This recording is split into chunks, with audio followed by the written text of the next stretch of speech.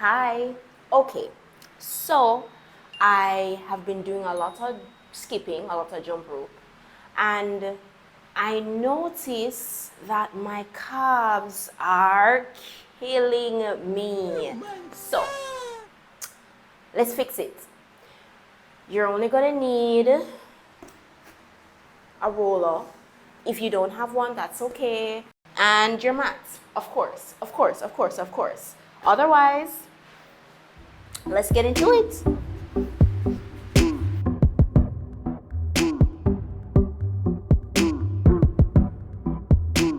All right, so we're at the front of our mat, and we're gonna start with, I'm gonna call it a tippy walk and a heel walk. So really, as the name suggests, you're gonna be on your tippy toes and you're gonna be on your heels, okay? So you're gonna come off your heels. So now you're in a calf raise, core nice and tight, shoulders rolled back, and you're just gonna walk to the back of your mat. Yeah? You're gonna bring it forward and walk forward. Yeah? Tippy. Bring it back. Heels. Bring it forward. That's what I'm looking for. Tippy. Bring it back. Come forward on your heels. So I usually like 5 to 10 of these. So it could be 5, 6, 7, 8, 9, 10. Work with something that feels good. All right, second thing. We're going to do a heel drop. So you can either use a block, you can use your wall, you can use a foam roller. Whichever one you're using, you want to make sure that you're walking your toes. I don't know if you're hearing all of that noise. That's my next door neighbor's dog. When he's hungry, he throws his bowl all about the place. So anyway,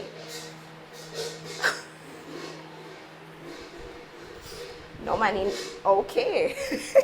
So you're gonna use your toes, walk it up as high up on your wall, on your block, on your roller as you can, right?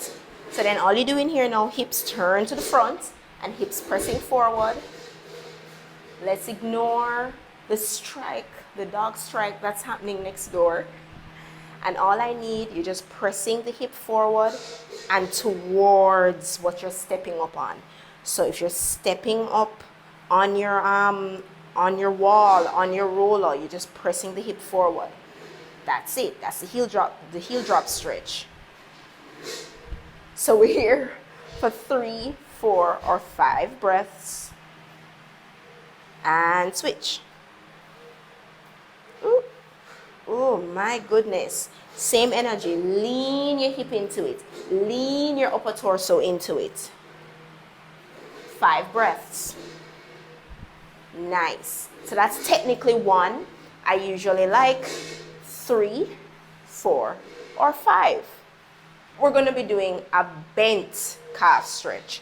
So we did a heel drop. So now we're going to do the bent calf. So all that is, you're going to step your right foot forward, nice and straight, but you're going to bend that left knee. Hinge at the hip. And all I need, you're just going to use your hands. You're either keeping them on the top of the thigh, or if it feels good, you're going to walk all the way down to the toes. Lift your chest up. Ooh, explore that opening. Pull that belly button in.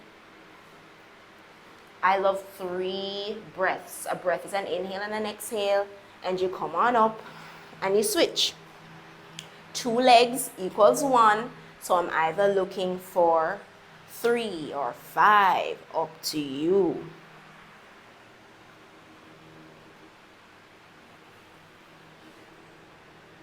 Next, at the front of your mat, inhale, bring your hands up to the sky.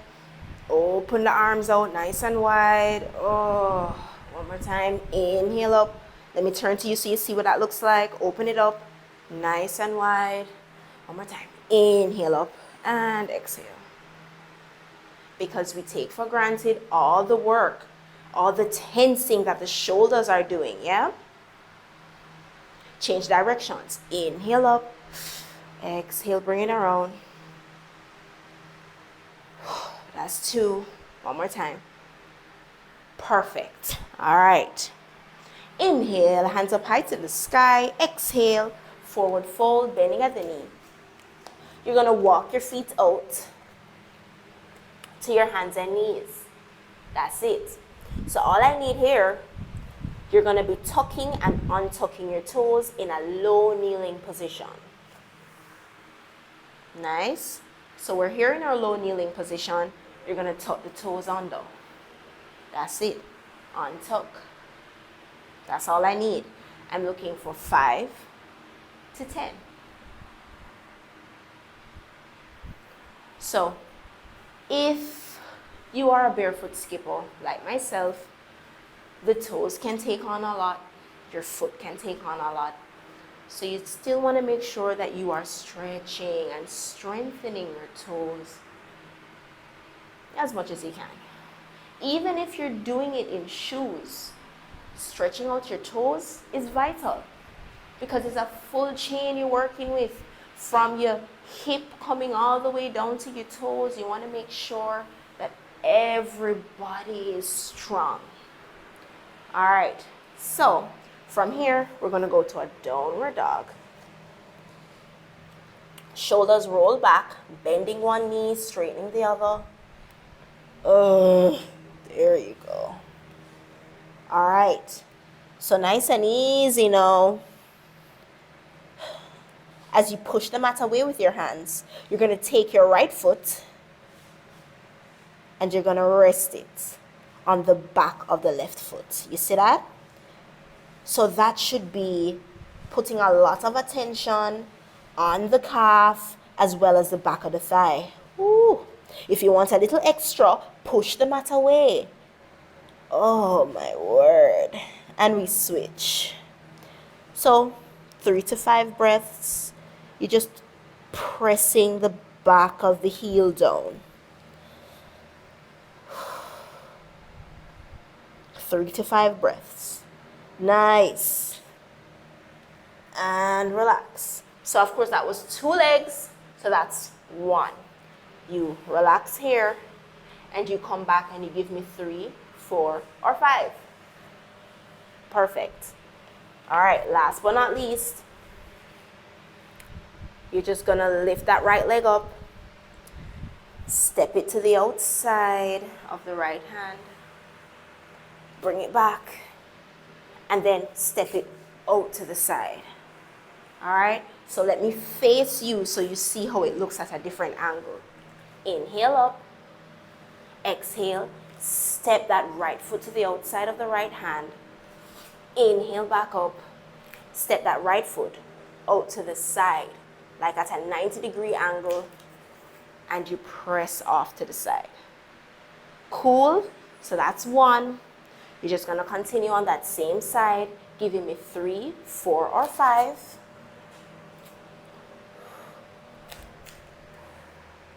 There you go. And that's it. That should be a great thing to do to just kind of stretch your calf, relieve some pain, because that's super important. And guys, please, please, while you're skipping, while you're doing jump rope, warm up before you start. Don't just start. Don't just start. Please, please, warm up. All right? Happy skipping.